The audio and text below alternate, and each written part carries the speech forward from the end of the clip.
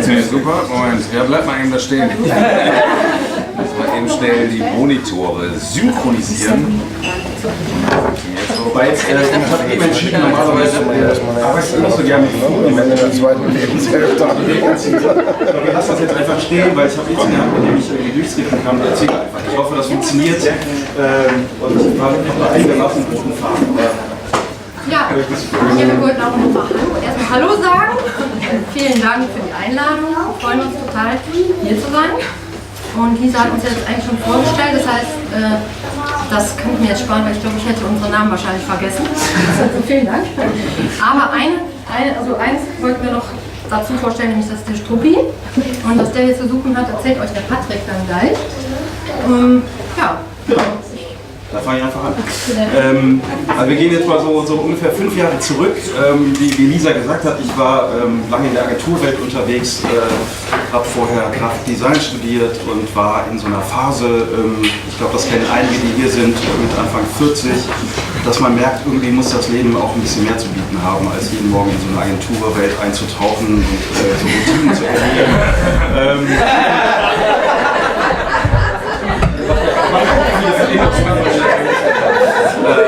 Also ich war ehrlich gesagt ziemlich durch mit dem Thema und ich kenne auch einige, die in einer ähnlichen Situation sind und der ein oder andere macht eine Eisdiele auf Düsseldorf oder eine Pommesbude oder halt vor allen Dingen sehr gastronomielastige Themen. Ich glaube, da überschätzt man sich und unterschätzt das Thema oft, aber das ist so oft der Weg, den dann vielleicht auch gerade Kreative gehen, um sich komplett von der alten Welt zu lösen. Ich war auch auf der Suche nach einer Idee, hatte aber nicht wirklich eine. Und habe dann irgendwann entschieden, ich muss raus aus dem Agenturumfeld, damit ich vielleicht irgendwann mal eine Idee habe, was ich denn jetzt meine nächsten 50 oder 40 Jahre mit meinem Leben anfange. Habe dann eine Zeit als Freier gearbeitet für Agenturen, das war irgendwie noch schlimmer, weil ich mich jetzt auch noch um die Jobs kümmern musste, um Geld zu verdienen. Das war irgendwie doof. Und wie das manchmal so ist, wenn man raus ist aus diesen Zwängen einer Festanstellung, ist man viel offener für Themen, die einem über den Weg laufen.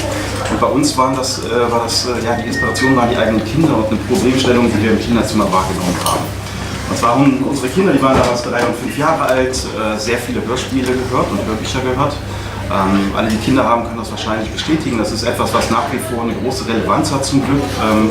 Ich persönlich bin mit so einem Europa-Kassettenkind in den 70er Jahren groß geworden mit 3 Fragezeichen und habe eine unfassbar tolle Verbindung zu diesem Thema, weil ich mich immer an die Nordsee zurückerinnere, in so ein Zelt mit Walkman und habe eine neue 3 Fragezeichen-Kassette gehört. Das löst bei mir wirklich tolle Assoziationen aus.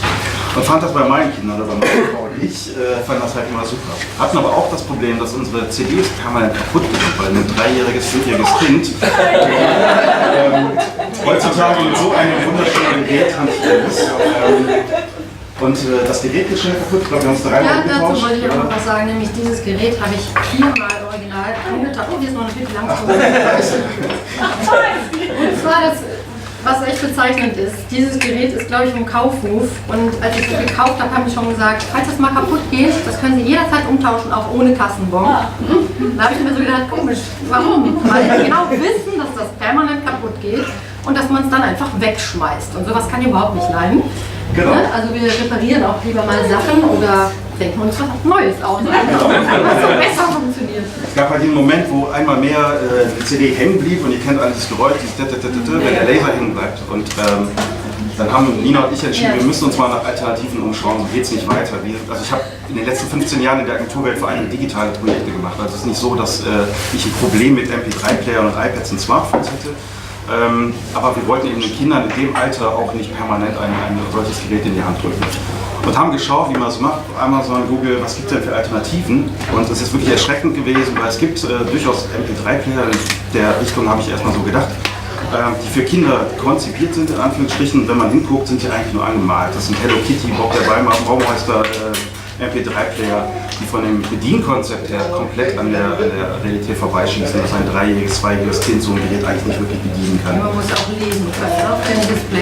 Genau, dann hat man schon verloren. Genau, wenn Display integriert ist sowieso, wie navigiert man durch Strukturen, wenn man als entsprechend Hörspiel kommt und so weiter. Und das hat uns sehr überrascht, weil wir immer an den eigenen Kindern oder Kindern im Umfeld realisiert haben, es gibt immer noch so viele Hörspiele gerade.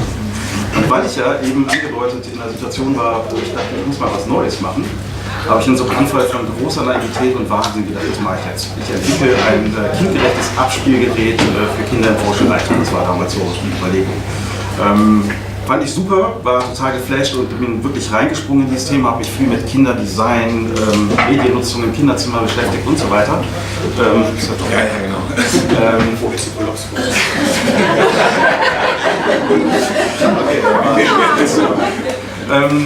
Und habe mich mit dem Thema auseinandergesetzt und dann auch wieder realisiert, dass in Bezug auf Produktdesign, und ich war Grafikdesigner, keine Ahnung von Produktdesign, aber habe mich da so reingestürzt, realisiert, dass wahnsinnig viele Bedienkonzepte für kleine Kinder sich irgendwie an Erwachsenenkonzepten orientieren. Also ein schönes Beispiel ist laut und leise, bei uns sofort mit Plus und Minus in Verbindung gebracht.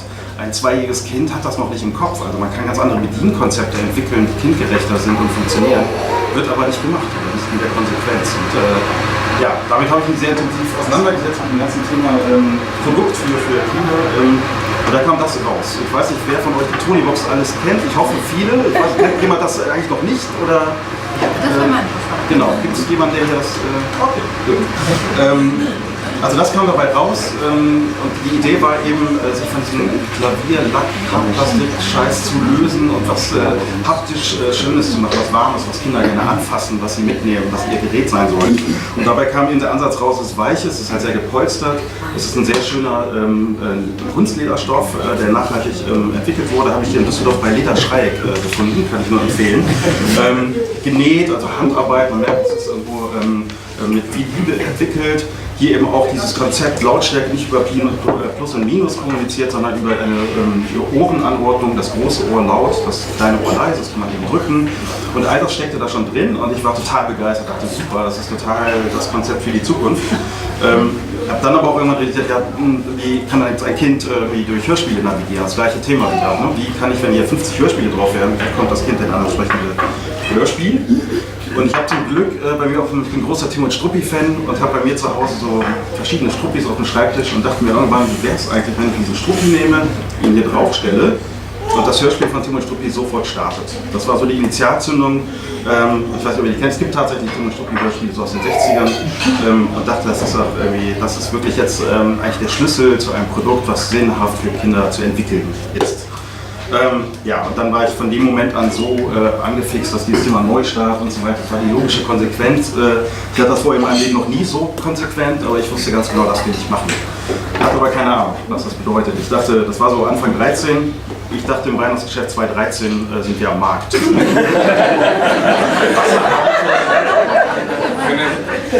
Wasser haben. Achso, nicht so viel reden.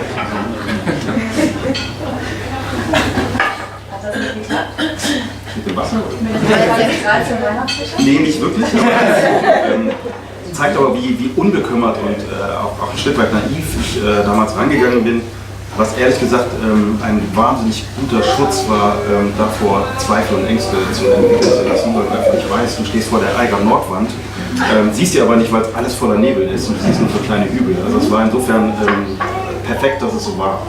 Ich habe aber auch realisiert, ich bringe viel mit für so ein Thema. Ich habe jetzt lange in Agenturen gearbeitet, weiß, dass Marken wichtig sind, Markenentwicklung. Wir haben uns von Anfang an auch viel mit dem, ein paar sitzen auch hier, die durchaus mit zu tun hatten, Frank Vogel, Olli Benz, Jörg Stirnberg, alles Leute, die in der Zeit schon mit an Bord waren, mehr oder weniger.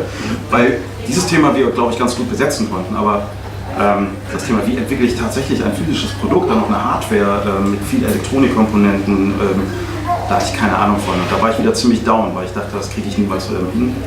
Und dann fiel mir zum Glück jemand ein, das hört sich mal so ein bisschen nach PR-Story an, mit dem ich zusammen in Unterrad in einem Kindergarten in der Elterninitiative Vorstandsarbeit gemacht habe. Ich war der Markus Stahl, ein Glückstreffer, dass er mir einfiel, weil ich seinen beruflichen Background kannte. Er war lange bei Nokia, hatte auch Produkte entwickelt, Ingenieurs-Background. Habe ein MBA an der WHU gemacht, das habe ich ein bisschen zweifeln lassen, aber habe ich noch mal hingenommen. Und habe dann gedacht, der Markus, den habe ich in vielen Vorstandssitzungen erlebt. So eine Elterninitiative, da ist wirklich auch viel, was man da aushalten muss, was grenzwertig ist. Da geht man in Grenzbereiche und da lernt man wirklich Menschen kennen. Und da wusste ich, dass Markus ist ein guter. Und ja, bin dann irgendwann zu Markus ins Büro gegangen und habe ihm eigentlich genau das auf den Tisch gestellt und gesagt, hast nicht Bock, das mit mir zusammen zu machen. Und er selber hatte war unterbeteiligt an einem Unternehmen, wo er damals drin war, so ein Automobilzulieferer, Fertiggehalt, eine E-Klasse, wirklich auch in der Situation, wo man denkt von außen, wow, alles super. Aber eigentlich genau, was ich eben sagte, auch in dem Punkt, ich muss mal was Neues machen in meinem Leben. Ich muss mal irgendwie Neues entdecken, mich auf ein neues Abenteuer einlassen. Und genau in dem Moment platze ich mit einer Idee rein.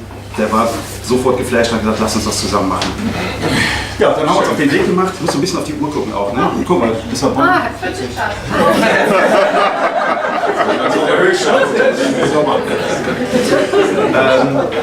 Ja, dann haben wir uns dazu entschlossen, das machen wir. Ich war ja raus aus meinem Job. Markus brauchte so ein paar Monate, um das zu optimieren.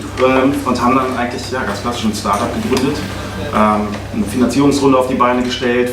Da auch schon eigentlich sehr strategisch dran gegangen. Wir hatten keine Lust auf Diskussionen im Gesellschafterkreis mit irgendwelchen Fonds oder irgendwelchen Private Equity Leuten. Wir hatten auch das Glück aufgrund des hohen Alters, dass wir im Freundeskreis ein paar Leute hatten, die Geld auf dem Konto hatten, haben die angezapft und gesagt, habt ihr nicht Lust bei uns zu investieren? Und so konnten wir die erste Runde drehen, die ersten Mitarbeiter einstellen und die technische Entwicklung vor allem starten. Weil ich habe das total unterschätzt, aber es ist wirklich sehr aufwendig, so ein Produkt zur Serienreife zu bringen. Ne? Das ist mir auch klar geworden, die Idee ist wahnsinnig wichtig, wenn man was auf die Beine stellen will. Aber am Ende des Tages sind das 2-3% vom gesamten Projekt und es ist ein weiter Weg und wir haben die Hardware selbst entwickelt, das ist eine komplette Neuentwicklung, die Firmware für die Hardware, wir haben eine Cloud-Lösung entwickelt, eine App entwickelt, die ganze Testumgebung für die Produktion, also es war wirklich eine lange Reise und haben dafür leider auch sehr viel Geld organisieren müssen, aber das immer auch aus einem Gesellschafterkreis gesteuert, der eher so aus dem Family-Friends-Umfeld kam. Gestartet sind wir, oder das erste Geld haben wir bekommen unter der Voraussetzung, dass wir Patente erreichen und dass wir nachweisen, dass wir Lizenzen bekommen können. Patente ging einigermaßen, ich kannte hier einen Patentanwalt, der leider sehr teuer war und wir uns deswegen dazu durchgerungen haben, dass er Anteile bekommt, dafür eine Patentstrategie entwickelt und Markenrechte und so weiter weltweit irgendwie entsprechend abdeckt, das war super. Und dann haben wir das Thema Lizenzen im Blick gehabt. Und wir auch null Ahnung von Lizenzen. Ich habe irgendwann mal Bart Simpson auf eine Brustverpackung gelayoutet, aber das war's. Was das bedeutet, Lizenzen einzukaufen, gerade in unserem Kontext, da hatte ich keine Ahnung von. Und sind wir auch da wieder sehr unbekümmert nach München in den Bayerischen Hof gefahren. Da findet immer im November so eine Art Lizenzmesse statt. Und da residieren also Lizenzgeber wie Disney, Mattel und Lizenzagenturen. Ich weiß nicht, ob jemand den Bayerischen Hof kennt, aber ist anders als wir. Aber da sitzen die also in so feudalen Salons mit viel Stuck und Kronleuchtern und so weiter und dealen ihre Lizenzen. Und da sind wir genauso reinmarschiert, aber da ist den Günter Kastenvorstand dabei. Wollte ich den Struppi nicht mitnehmen. So sind wir da rein. Und haben gesagt, so, das wollen wir machen. Also noch funktionierte noch gar nicht, war hier so ein handgenähtes Ding. Und wir würden gerne Janosch auf die Box stellen. Können wir die Janosch-Lizenz haben? Ich glaube, sowas erleben die wirklich recht selten. Wir sagen mal so zwei Dödel aus Düsseldorf da so reinstolpern und sagen, würden wir gerne haben. Und das haben wir an dem Tag aber gemacht. Und sind echt super erfolgreich gewesen. Wir konnten das selber nicht fassen. Wir sind zurückgefahren mit der E-Klasse von Markus, den er kannte. Und hatten 8 oder 9 Lizenzen, Rabe Socke, Janosch, Drache, Kokosnuss und so weiter, mehr oder weniger eingefahren. Sind da an der einen oder anderen Stelle auch ganz schön abgezogen worden, die wir realisiert haben. Also haben viel Geld dafür zahlen müssen, Garantiesummen und so weiter, was war uns eigentlich egal. Hauptsache, wir haben den Beweis angetroffen, wir kriegen die Lizenzen organisiert, was unsere potenziellen Investoren wiederum dazu gebracht hat, weiter Geld in das Unternehmen zu stecken. Und so haben wir die Lizenzen weiter eingekauft. Uns kam total entgegen, dass in so einem Lizenzgeschäft ist es so, wenn wir jetzt in T-Shirts gemacht hätten, und es gibt schon Mickey Mouse T-Shirts, dann wird es schwer, als neuer Partner auch T-Shirts für Mickey Mouse machen zu dürfen, weil die Lizenz besetzt ist. Wir haben eine neue Kategorie aus Lizenzgebersicht abgebildet. Also wir haben kein Geschäft kannibalisiert, ein Zusatzgeschäft für Lizenzgeber aufgezeigt und das ist uns dann irgendwann mal bewusst geworden, warum die auch so wahnsinnig offen waren. Weil es für die eigentlich null Risiko war und im Idealfall eben weiter Einkommen generiert an der Lizenz, die draußen ist. War uns relativ egal, wir haben es also gemacht und wir mussten dann noch die Audiorechte lizenzieren, die wir auch über die 2,5 Jahre hinweg gemacht. Und unterwegs, wir waren sehr viel in Hotels, haben wir irgendwann realisiert, schön, jetzt haben wir also Figuren, die für Inhalte stehen, ich stelle die drauf und ich löse was aus. Ich werde es gleich mal demonstrieren, wenn Sie es euch kennen. Aber auch gemerkt, eigentlich können wir unseren Kindern nicht mehr so oft vorlesen, wie wir das gerne machen würden. Und da kam uns eine Idee zu einem Konzept, was auch zum Glück sehr erfolgreich funktioniert. Das sind die Kreativ-Tonis, die Nina designt hat. Haben wir inzwischen sehr viele. Wunderschöne Figuren.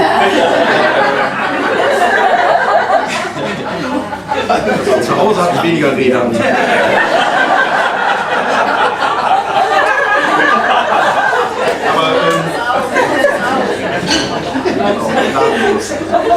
Und die Idee dazu war eben, dass ich von unterwegs aus dem Hotelzimmer heraus Figuren besprechen kann, die im Kinderzimmer stehen. Und die Kinder stellen die Figur drauf und hören die Stimme oder das, was eben egal wo auf der Welt eingesprochen wird.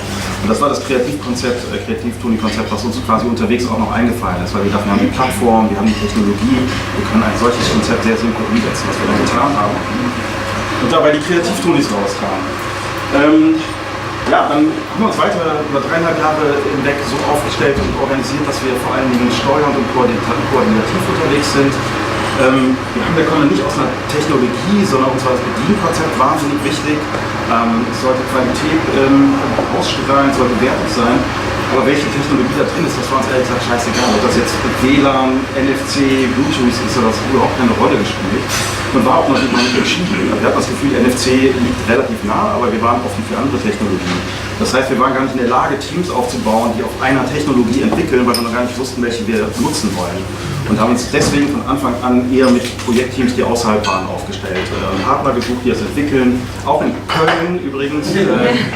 Agentur Butte Brau sitzt auch in Köln. Gute Beziehung nach Köln. Und haben uns dort was Cloud-Lösungen angeht, App etc., Firmware, Leute Stuttgart, Holland und das Ganze entwickelt. Ja, da wahnsinnig viel Erfahrung gesammelt und sehr viel Zeit gebraucht, 3,5 Jahre am Ende des Tages. Bis wir dann entschieden haben, wir gehen auf die Nürnberger Messe und präsentieren das. Das war Anfang 2016, im Januar ist immer die Messe in Nürnberg. Haben dann einen Stand gebucht, ein halbes Jahr vorher, also wir waren unter Druck, wir mussten dann auch liefern. Und als wir dort präsentiert haben, es war eine super Messe, aber ehrlich gesagt war hier unten noch so ein 80er-Jahre-Kippschalter installiert, weil das Ding unheimlich oft abstürzte und wir immer so heimlich so ein Reset gemacht haben, damit die Leute das nicht merken und gesagt haben, ja alles schon super, schon sehr reif, war schon eine Produktion. War aber nicht wirklich so. Und das hat uns richtig Bauchschmerzen gemacht. Das war so die einzige Phase, wo man das Gefühl hatte, wir sind jetzt echt kurz davor, auch in Probleme zu rauschen. Und weil wir darauf angewiesen waren, dass Umsätze reinkommen, um das Ganze zu finanzieren. Wir waren da damals schon 8 Leute. Jetzt sind wir 90, nur so als Relation. Ich dachte damals schon 8 Leute, wow, sind wir groß geworden. Und haben dann entschieden, aufgrund der Instabilität des Produktes, wir verschieben unseren Launch, der für Sommer geplant war, auf das Weihnachtsgeschäft 2016. Was uns sehr viel Geld gekostet hat und wir haben ja Zusagen an den Handel gemacht, wir haben da viel Prügel bekommen, aber es war die richtige Entscheidung, weil wir am Ende des Tages, wenn wir im Sommer gelauncht hätten, mit einem Produkt rausgegangen wären, was nicht funktioniert hätte oder viele Probleme gehabt hätte. Und wenn man als neue Marke am Markt ist, ein neues Produkt etablieren will, dann ist das der Genickbruch und deswegen haben wir uns dazu entschieden. War Gold richtig, sind dann 2016 an den Start gegangen.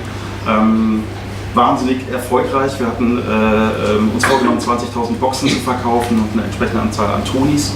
Haben dann in Gesprächen mit Handelspartnern, mit vielen Großen auch mal so gefragt, was glaubt ihr eigentlich, was der Markt hergibt, wie viele Stückzahlen? Und wir haben irgendwann mal so 8.000 gehört als Stellgröße für 12 Monate. Da haben wir auch angefangen zu schwitzen, aber wir dachten, von 8.000 Boxen können wir nicht leben, das müssen mehr sein. Es sind dann 20.000 so im Forecast gewesen, wir haben 35.000 verkauft. Und inzwischen haben wir Ende des Jahres 800.000 verkauft. Also es ist wirklich eine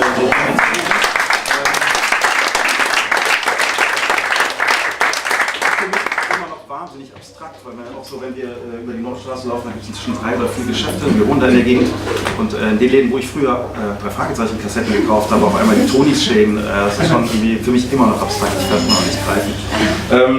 Ich glaube, ich bin schon ziemlich aus der Zeit fast. Also, vielleicht noch ein Aspekt. Ein letztes Thema noch.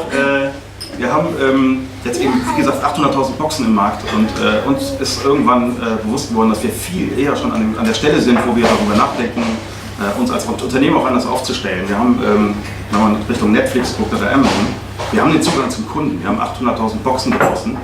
Den direkten Zugang zum Kunden. Das heißt, es ist nur logisch, eigenen Inhalt zu entwickeln. Also im Moment kaufen wir alles ein, Backkatalog von Verlagen und so weiter. Aber wir kennen unsere Kunden eigentlich am besten. Wir sehen, wann die hören, was die hören, wie viel sie hören und so weiter. Wir wissen genau, was sie tun. Und darauf basierend können wir auch eigene Inhalte entwickeln. Und das ist halt so, erzeugt bei uns das Gefühl, dass wir gerade eigentlich erst am Anfang stehen. Also das ist halt wahnsinnig, was wir geschafft haben. Ich kann es noch nicht glauben. Aber wir haben halt diese ersten Schritte gemacht. Das ist Pinocchio hier, hat auch Nina designt übrigens. Auch wunderschöne Reihe für Klassiker. Es gibt eine Märchenreihe und die erfolgreichste Reihe, die wir überhaupt haben, ist eine Musikreihe, wo wir eine eigene Marke aufbauen. Das ist auch ein eigenes Figurendesign. Die Inhalte kaufen wir noch ein, aber die logische Konsequenz ist irgendwann auch, die Inhalte selber zu produzieren. Und das fängt gerade an. Insofern kann ich wirklich nur jeden dazu ermutigen, weil wir so ein bisschen aus dem Bereich Restart kommen. Ja, macht es, egal was ihr im Kopf habt, wenn jemand dabei ist, Ideen hat, auf die er Lust hat, irgendwie umsetzen. Da steckt so viel Energie, so viel Spaß drin. Ich bin wirklich sehr, sehr dankbar, dass ich die Chance hatte, das umzusetzen. Ich habe tolle Leute kennengelernt und dass wir jetzt hier stehen dürfen und sowas präsentieren dürfen, hätte ich mir vor 5 Jahren bei Ogilvy auf so einem Flur nicht vorstellen können. Insofern bin ich dafür sehr dankbar. Ja.